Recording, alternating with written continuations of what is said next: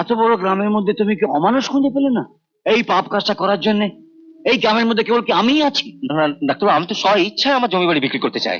এটা আপনার পাপ হবে না না। না, কেউ যদি এসে বলে ডাক্তারবাবু আমি স্বেচ্ছায় মরতে চাই, এই এই এই ছুরিটা দিয়ে বলে যে এই ছুরিটা আপনি আমার বুকে বসিয়ে দিন, আমি পারবো তার বুকে বসিয়ে দিতে?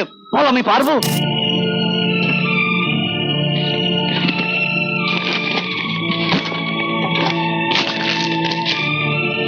কি হলো?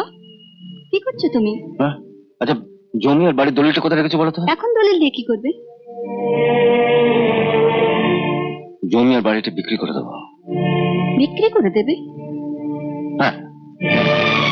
কি বলছো তুমি? পৈতৃক ভিটে মাটি বিক্রি করবে কেন? ভাবতে পারো সাবিত্রী, দীপ আজ আমাকে কি বলেছে? বলেছে আমি নাকি ওর সর্বনাশ করে দিয়েছি। তুমি? তুমিও সর্বনাশ করে দিয়েছো? হ্যাঁ হ্যাঁ, তাই বলেছে। বলেছে আমার জন্য নাকি গায়ের পথে হাঁটতে পারবে না, গায়ের বাড়িতে বসে গান গাইতে পারবে না। দীপ তোমাকে কথা বলেছে? আমিও তো ঠিক করে ফেলেছি, গায়ের পথে যখন ও হাঁটতেই পারবে না, গায়ে বসে যখন গলায় সারতে পারবে না, আমি আমি ওকে কলকাতা নিয়ে যাব। নিজের এত বড় সর্বনাশ করে তুমি? সর্বনাশ? সর্বনাশের আর কি দেখলে? কতটুকু দেখলে?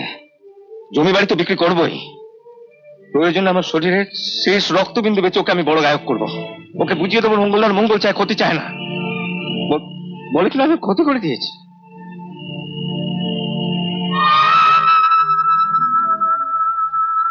তুমি আমার পাশে থাকবে না সাবিত্রী? তুমিও তো চেয়েছিলে দীপ বড় গায়ক হোক, দেশ জুড়ে ওর নাম হোক। বলো না, চাওনি? বলো বলো। হ্যাঁ চেয়েছি, কিন্তু তার বিনিময়ে যদি রাস্তায় গিয়ে দাঁড়াতে হয়, আমারও তো একটা ছেলে আছে, তার ভবিষ্যৎ আছে। তুমি যদি দীপের জন্য এভাবে সবকিছু... না না, তুমি দেখো, দীপ বড় গায়ক হলে রানার ভবিষ্যৎ নিয়ে আমাদের কোনো কিছু চিন্তা করতে হবে না। ও দীপই সব করবে। দীপ তো রানাকে কম ভালোবাসে না, তাই না সাবিত্রী? দীপকে বড় গায়ক করতে এইটুকু কষ্ট করতে পারবে না? নিশ্চয়ই পারবো। দীপকে বড় গায়ক করার জন্য তুমি সব দিয়ে দাও, জমি বাড়ি, এমনকি আমার দুখানা গয়না যা আছে তাও আমি হাসি মুখে তুলে দিচ্ছি তোমার হাতে।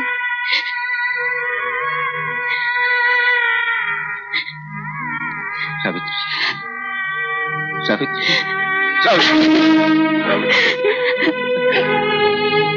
শুধু কথা দাও,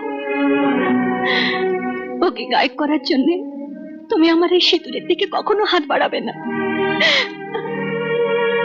কথা দাও।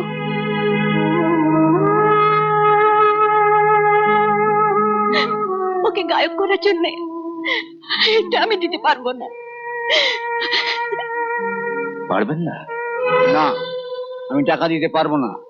তুমি দলিলগুলো নিয়ে যাও।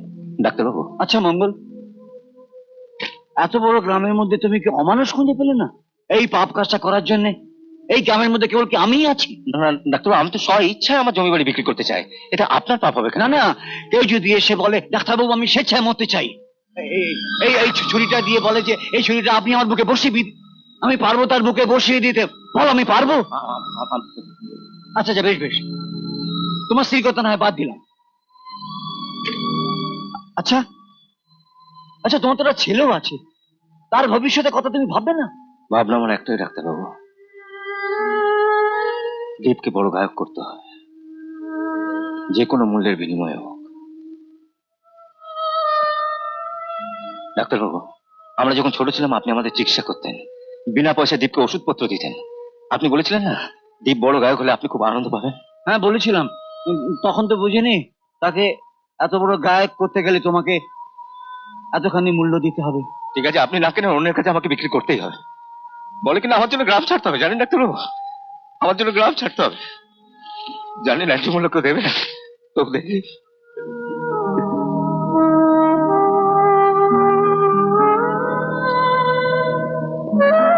দাঁড়াও, কি বলছেন আপনি?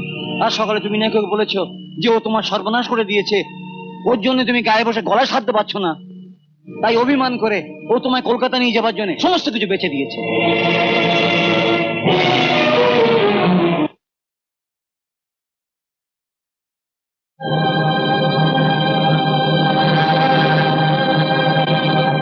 ভালোই হলো তুই এসছিস, নইলে আমাকে তোর বাড়ি যেতে হতো।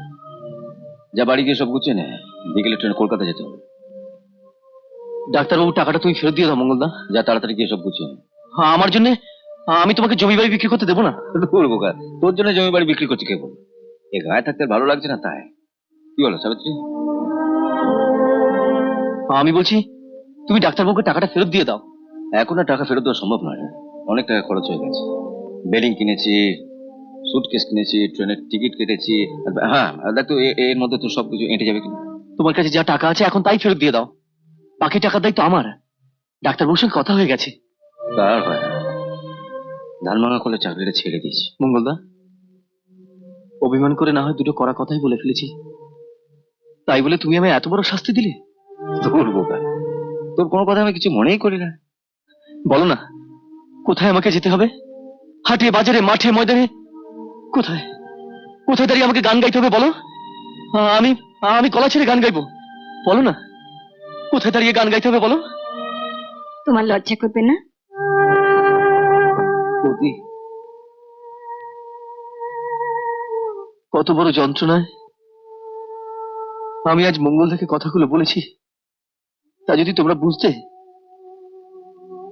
যে হারমোনিয়ামটা আমার প্রাণ ছিল, ছোটবেলায় যেটাকে আমি বুকে জড়িয়ে ধরে ঘুমাতাম, আজ কত বড় যন্ত্রণায় সেটাকে আমি আছাড় মেরে ভেঙে ফেলেছি, তা যদি তোমরা বুঝতে। শুধু হারমোনিয়ামই ভাঙনি দীপ,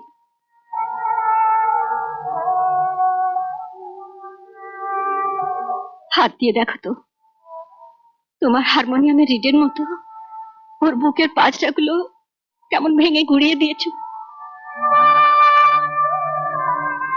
দীপ, ও শুধু আমার যন্ত্রণাটাই বুঝেছে, কিন্তু তোরটা তো বোঝেনি। আমি জানি তোর যন্ত্রণা, আর এও জানি এই যন্ত্রণা একদিন সুর হয়ে ঝরে পড়বে তোর গলা দিয়ে। আমি বলছি তুই দেখিস।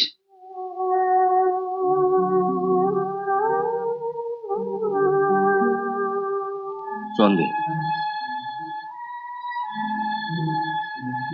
আমার বুকের মধ্যে পরিতোষ যে আগুনটা জ্বালিয়ে দিয়েছে, এই আগুনটা সেদিনই নিববে যেদিন তুই এই গ্রামের মাটিতে দাঁড়িয়ে হাজার শ্রোতার সামনে গান গাইবি। পারবি না দীপ কালকের এই অপমানের প্রতিশোধ দিতে? বল, পারবি না? কি হলো বল? তোমার মতন দাদা আর বৌদির মতন দেবীর আশীর্বাদ পেলে একটা বোবার কণ্ঠ দিয়েও গান বেরিয়ে আসবে। পারবি তো দীপ? আমি নিশ্চয়ই পারবো। যে জমি তুমি আমার নামে উৎসর্গ করলে,